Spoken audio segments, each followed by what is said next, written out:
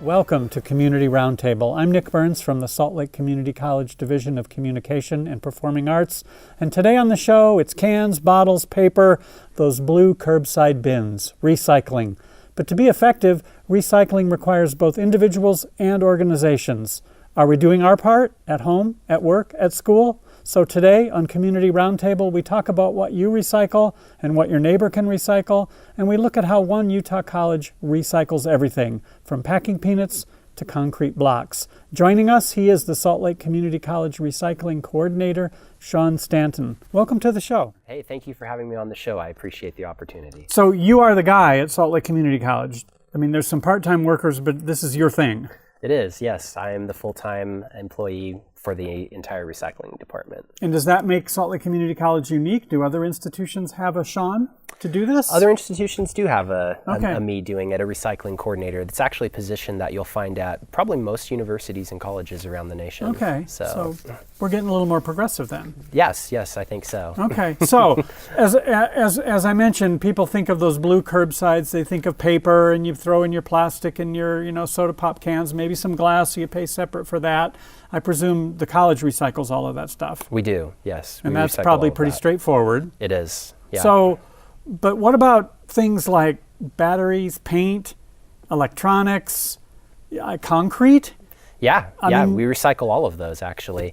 So how can that possibly work? So it's all about source separation, really. We have to make sure that all those things get separated out. For instance, something like batteries, we have buckets set out throughout different campuses next to recycle bins that people can put their batteries in there. And then the college actually pays to recycle those. We don't get paid for regular alkaline batteries, things like AAA, AA, C batteries, but we feel it's important to keep that out of the landfill, so we make the effort to do it. Things like concrete, for instance, like our construction crew here at the college in facilities, the carpenters, whenever they're tearing up sidewalks or something like that, we'll actually bring a bin over to them and they'll deposit all the concrete in them, and then we actually bring it to a vendor, Asphalt Materials, and then they can recycle all of that. So it just takes a lot of coordination with different departments and good communication to try and get out there and let people know that, yeah, we do take all these different items and we try and recycle them as well as possible. So for batteries, you have to pay to get them recycled? Not all batteries. Things like car batteries, we actually get paid for. Because of the lead, right? Yeah. So that's valuable. Mm-hmm. But concrete, are we making money recycling concrete? No, we usually pay to recycle concrete. You have to pay to do that? Yeah. So overall, if you look at the whole entire recycling operation that you run, is this revenue neutral, or do we make money recycling, or is this costing us? Oh, it's definitely costing us. Okay. Recycling costs everybody. There's no program that I know of that recycling doesn't cost. So. Well, there'd be a social cost regardless, right? Even if you were throwing it in the landfill, there'd be a social cost. Absolutely. But you're talking there's a fiscal note in essence. Yeah, definitely. It does take a budget to run. We do have big vehicles that have to bring these huge roll-off containers to the appropriate locations. We do have a full-time employee like myself. Yeah. We have part-time employees who go around and service all the bins. And so there is definitely a cost associated. And the money, the small portion of the money that we make from all the recyclables that we try and sell to different vendors throughout Salt Lake Valley here, that money we just try and essentially put back in the program if we can to subsidize cost. Fuel costs for the vehicles, maintenance costs for vehicles, supplies, bags, cleaning materials, things like that. Well, or to pay for the students who work the part-time jobs and all. So what are the things we can make money on? Cardboard? Yeah, actually, glass? so not glass. Okay. Glass, fortunately there is a vendor here in Salt Lake that does take glass, because not everywhere takes glass. You have to have somebody who's set up for it. And it's heavy. But the materials that we actually make money on, metal, we actually have a lot of scrap metal here at the college. Cardboard, paper, aluminum cans. If it's a really good year, maybe plastic, but right now with the downturn in commodities that are mainly tied to oil prices, not plastics, but some certain types of batteries as well we can get paid for too. And so there's lots of different materials that we actually do get some return for. So as an employee here, I use the recycle bins here and whatnot. Should I be thinking, gosh, I should buy my breakfast drink or whatever in a can because the college is more likely to make money on it than drinking a bottle? You could do that if you wanted to. That's up to you. The money that we get from something like for aluminum, for example, we've seen a huge downturn in the market over the last couple of years. Like I said, it doesn't mean that we're going to stop recycling that, but for vendors, it's difficult for them to try and turn a profit because recycling is very much governed by the private industry. And if those guys aren't making money, then they're just either going to take less stuff or shut down potentially. But, for something like aluminum, we don't get much on it. We get a little bit, but we've seen a huge downturn in prices on that commodity. Aluminum, energy intensive to create, yes. Easy to recycle. It is easy to recycle. Since energy prices are down, some people would be inclined to just use new, right? Why bother, right? In some ways, yeah. So what about all the tree trimmings and all that green stuff? That's easy to recycle, right? We do, yeah. We recycle all of that. We work with our grounds department here at the college, and we actually have bins set up at the different campuses that they can, deposit tree trimmings in, grass clippings, flowers, all that type of stuff. And then we actually take it out to the Salt Lake County landfill, and there's a spot out there that they actually have a big, huge grinder. They compost it, and then they actually turn around and sell the compost. Right. So, you can get that for your garden at home, right? Absolutely. So, okay, what about food waste? Is that recyclable? It is, but you have to be set up for it. And so that's something that we'd actually like to branch into.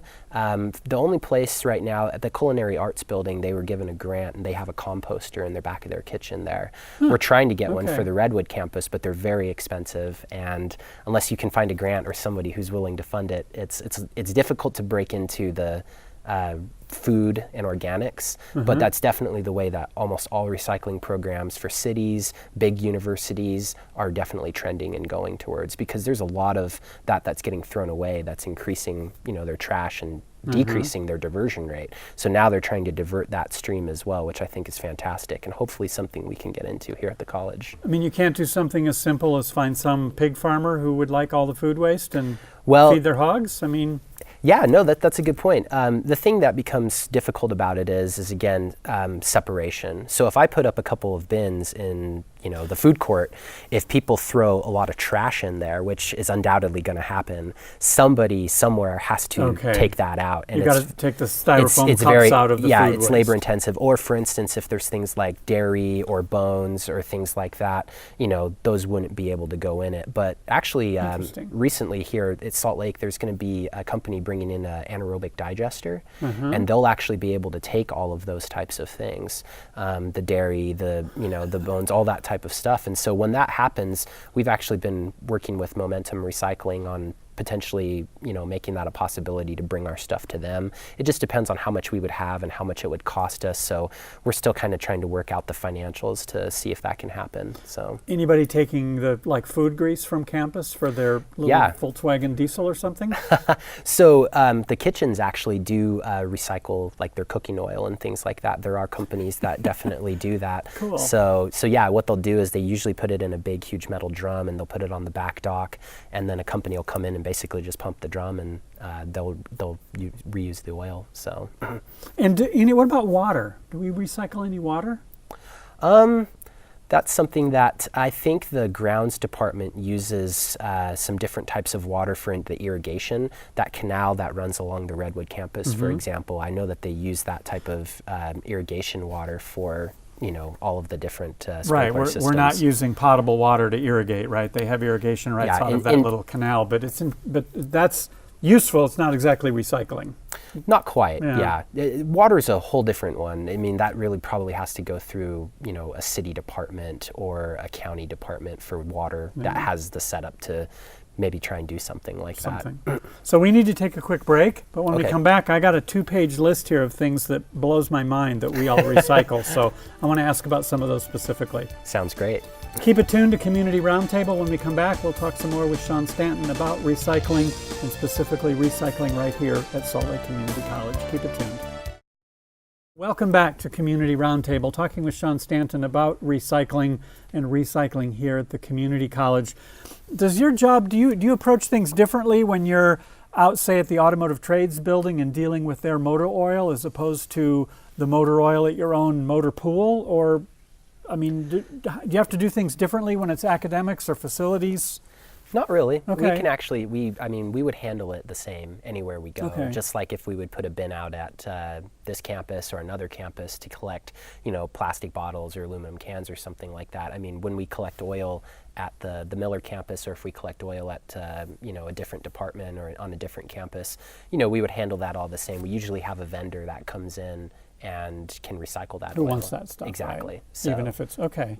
So, does the college have to follow any rules or laws or guidelines? Are there any mandates to do any of this, or we're just good people? There's actually no state laws saying that, we have to recycle things like plastic bottles or aluminum cans or paper or cardboard. There are laws obviously governing things like, waste oil, antifreeze, hazardous materials, which the college does have. And so we definitely follow the law in terms of, making sure that we're not landfilling these items that are harmful to the environment. We're having a private vendor come in that we pay to properly treat these, types of things. But in terms of, any types of laws out there governing recycling as a whole, there really aren't any for the state of Utah. So it's kind of the Wild West in a pun. It is. It really is. So there's laws about how to deal with motor oil, but whether or not you recycle it or just properly deal with it, that's up to the college to figure out. Yeah. And so that's why we use a private vendor who comes in and recycles it, that we know takes care of it properly. So I printed off a list here, and this is what I do because I'm a research guy. 150,000 pounds of scrap metal in 1 year. Yeah. 70,000 pounds of paper. And then there's a thing here, single stream, 55,000 pounds. What's that mean, single stream? Yeah, so that's essentially that's your commingled recycling. And so at some of our outer campuses, we don't have the means to source separate. So everything goes in, just like if you would roll your blue bin that you have at your house out to the curb, it's paper, cans, bottles, cardboard, all that stuff. So that's what single stream means. That's how the industry refers to it. Okay, so that's like the bins where drop your cans or your bottles or whatever. Yeah, exactly. So everything recyclable goes into it. Which of course makes it easier for students and faculty and staff. So you're likely to get more stuff, right? The more you ask the consumer to do work, the less happens, right? That is true. That is very true. Sad but true.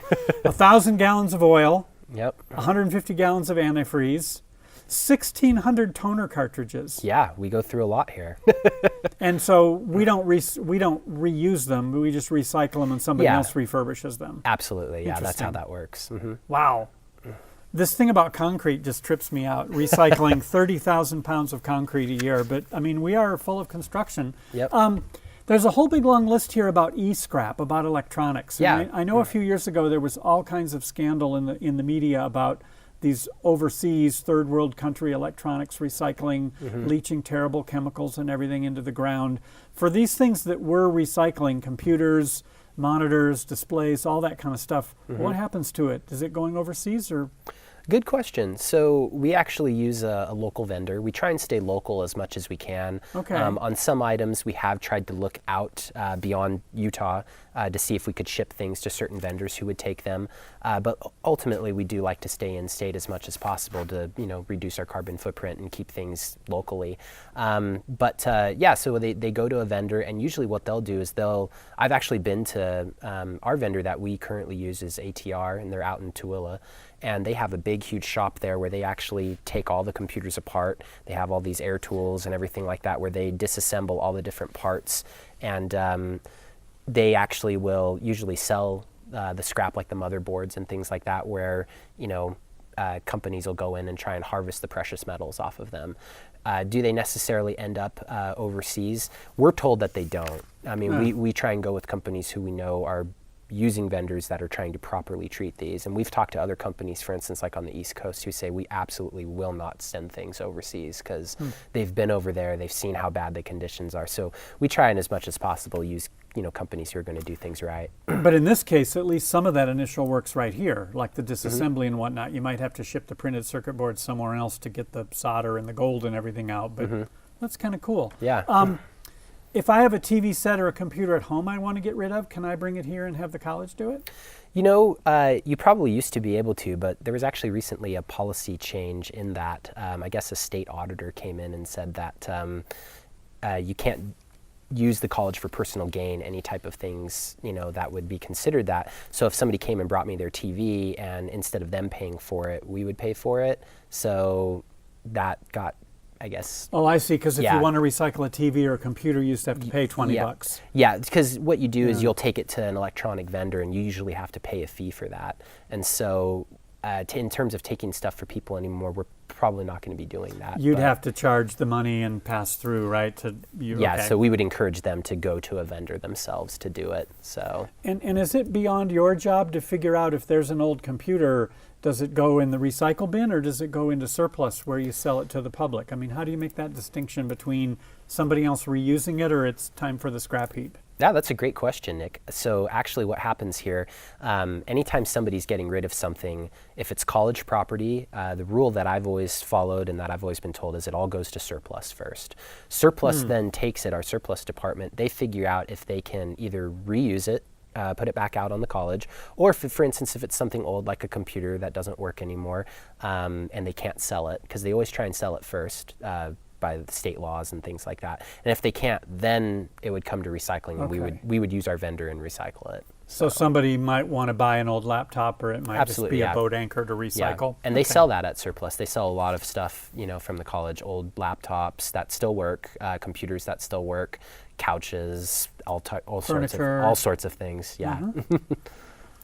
I saw here automotive plastic bumpers. Yep. From, what's this, from car repairs out at Miller? Yeah, That you're doing for people? Yeah, absolutely. So at Miller campus, they Totally cool. Yeah, what they do is they have a body shop there, and when they get a pile of bumpers, we'll go over there and we actually can give them to our vendor. Rocky Mountain Recycling takes all the bumpers and they can recycle them. So And they get melted down into new bumpers? or they'll get shredded. Usually, a lot of times, what happens is they'll get shredded, and then if it's a different composite, depending on the plastic or whatnot, then yeah, it would go into that stream, and it would get probably melted back down, and then refurbished, put back into use or something like that. So. And I also see here, and this is a huge one nationwide and worldwide, car tires. Yeah. You could, what happens? Yeah. So what we do is, we've worked with automotive department and our mechanics, on campuses and stuff like that. For instance, like at Redwood, I work with our fleet maintenance mechanic and things like that. When there's old tires that the college has, what we do is we take them all to Liberty Tire, who's a vendor up in the north part of Salt Lake. And they actually, what they do is they shred the tires, they pull, the metal out from it, and then they can use the rubber again, actually, and they can actually make new tires. So from that. So yeah, we recycle all the tires that we can from here. I mean, it used to be that for a while there, they would shred tires and mix them with asphalt and put them back on the road, They can do that too. which is yeah. kind of weird. And then here's one that I have to ask about. I mentioned it before, but how do you recycle paint? Yeah, so paint's one that usually what we'll do is we'll bring it out to the Salt Lake County landfill, and they have a hazardous waste, like a household hazardous waste site there. So you can bring a lot of stuff to them if you're a county resident for free, actually, since you pay taxes. You can bring them old cans of insect repellent like Raid and things like that, TVs, electronics. You can also bring them things like paint and stuff like that. And so what they'll do from there is they will actually, usually it'll get disposed of, and I'm not entirely 100% sure if they're sending it to a vendor who will do it, or if it just gets incinerated. So But so it can be recycled, but that's beyond the scope of it's something you just yeah, push off, exactly. somebody else works with it. Exactly. So I have to do another quick break, but when we come back, I want to talk about what happens out in the community. Sure. I mean, this is what we're doing on campus, but I want to know what you know about what goes on elsewhere. Absolutely. So keep it tuned. We'll be back. We'll talk more about recycling with Sean Stanton from Salt Lake Community College. We are back on Community Roundtable. Sean Stanton, thank you for being here talking about recycling. Absolutely. Here we are at the college. We've got students, low income, maybe living in apartments, maybe their apartment buildings aren't doing recycling. What should those people be doing about recycling? Well, that's a really great question. I get asked that by students actually too, who live in apartment complexes. And for most apartment complexes throughout Salt Lake Valley, or even just in Utah, recycling is not mandated.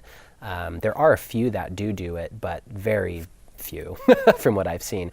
They can find community drop-off points. Okay. There are places that will absolutely take their things, whether it's either a recycling vendor, somebody like Rocky Mountain Recycling who would gladly take their cans or things like that. Or for instance, like here at the college, we actually have a community drop-off point on the Redwood campus. It's actually right off of Redwood Road and Bruin Boulevard. There are a couple of bins out there that we work with the county on that people can actually bring their things to. There's a glass bin there, there's a clothing bin there, there's a bin there for like old books, CDs, DVDs, things like that, and then there's 2 blue cans there that they can put everything in, from paper to cardboard, plastic bottles, aluminum cans, all those types of things too. So the college is actually making it so students can bring their recyclables to campus. They could. I mean, not everything, obviously, Sure, as we were sure. talking earlier. I mean, that's totally cool. Yeah, we do that. So, so students aren't recommended to just bring everything and put it in the little blue bins around campuses, right? That's just not necessarily, but they could work. if they wanted to. I mean, I probably wouldn't. I mean, we do have some people, funny enough, who will just bring huge bags full of glass and try and fit them in the bins around campus. And I mean, we'll take it, but if I saw that person, I would probably recommend to them to just take it to the glass drop-off Take it to point. So instead, but so. In consumer-driven economy that we are, right? Throwing stuff away has to be easy, right? You don't want to fix a toaster, you want to sell somebody a new one. Sure. So you're like the recycling guru guy, but what do you tell people? Recycle or just reuse and don't buy new? In terms of that, for me, I really don't promote any of those types of messages for the most part, of trying to tell people how to use and don't use their stuff. Okay. I'm really over just the recycling for the college, so that's the main thing that I focus on. If you asked my opinion, although, sure, I would tell people, try and reuse things if they can, try and reduce if they can, really, because the message of reduce, reuse, recycle really should follow that order, is reducing, reusing, and then recycling should be the last step, right? Yeah, absolutely, yeah. I mean, don't replace it quite so often, right? Hopefully not. Yeah, okay. So we got a few minutes left. 3 things that people could easily do to recycle more. What would you tell people? I would tell people probably, number one, you probably want to have 2 cans in your house or your apartment. If you don't have 2 bins, everything's probably just going to go into the trash. So if you don't actually have, a trash can and then a recycle bin in your house, the odds are you probably won't recycle very much. And so that's probably my number one.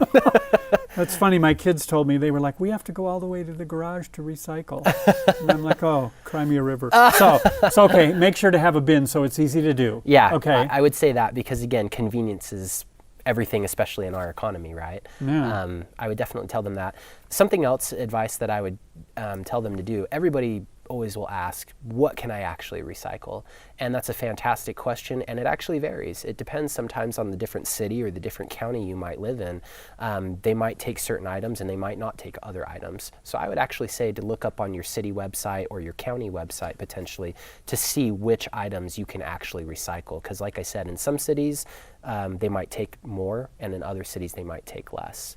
And that just depends on who, what vendor that city is using. So it works with. Exactly. Because So, I mean, that's a good point, because we think of this one huge metropolitan 1.5 million people Wasatch Front, but it's multiple cities, and what West Valley does isn't going to be what Salt Lake City does. Yeah, not Good necessarily, point. especially up in some more rural areas of Utah that might not even recycle, or if they did, it might be very limited. You might have to bring your items to one central place, and they might only take, certain types of plastic, like 1s and 2s is pretty typical, or only cans or something like that. So I would definitely say that as well is a good guideline for people, because they always want to know what can actually go in there. And then I would say probably my third point is just try and be a little bit more conscious of what you're doing. I talk to a lot of students here and different people, and they say, it's just not something I think about on a day-to-day basis. They go to put something in the trash, like a perfectly good aluminum can, and it's not that they don't want to recycle, it's just that they weren't necessarily thinking about it. So I always tell people, think before you throw. So that's probably So here we are at a college campus, and we've got to convince people to become conscious about their, okay. We sure do. We'll save that for another. So have 2 bins, learn what's good in your neighborhood and what works in your city, and then just be conscious about what you're throwing away. Yeah, absolutely. Makes sense. What gaps do you see here at the college for recycling?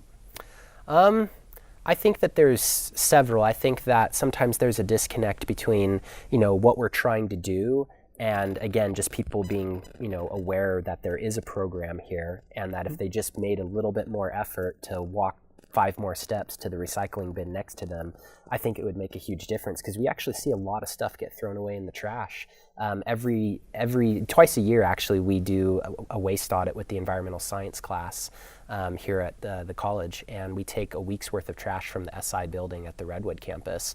And we rip every bag. We rip every bag open. And we have a really great teacher, Jessica Berryman, who promotes it, and it's a fantastic learning opportunity for students here, and they see all the stuff that gets thrown out that could have and should have been recycled. And typically we find 30 to 40% of a week's worth of trash consistently is all recyclable materials: cardboard, paper, cans.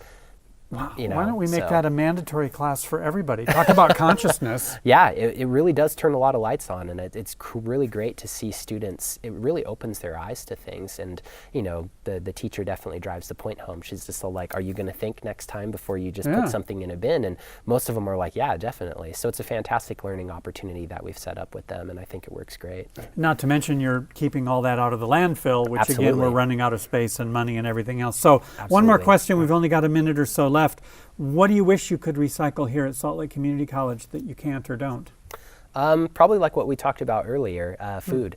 I would definitely love to get into that more, but like I said, it's complicated. There's definitely a lot of money that we would have to, put into it to get, a composter, to get bins, to, get educational material, to, make sure that, we can do it. But that's an area that, again, I think everybody across the nation is starting to break into more, and I would definitely love to see the college go in that direction as well. I mean, we do have our college community gardens. If you could deal with the food waste and compost it ourselves and make our own mulch and whatnot. Wow. I've talked with Sean Crossland about that, actually. Okay. So yeah, from the Thanes Center. So we've talked that would be the ultimate goal, is to use the compost from the college in the gardens, which ultimately comes back to the brew and cupboard for students. So just complete that full circle. There's got to be a professor to teach that class too, don't you think? I hope so. Very good. Sean Stanton, SLCC Recycling Coordinator, thanks for taking time to be with us. Hey, thank you so much for having me. I really appreciate it. And come back again when you got something new going on. Definitely. Thank you, Nick. Thank you.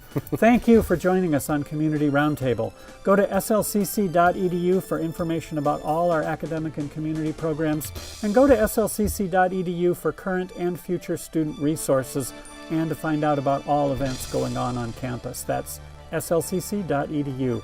I'm Nick Burns, and we'll see you next time on Community Roundtable. Thanks for tuning in.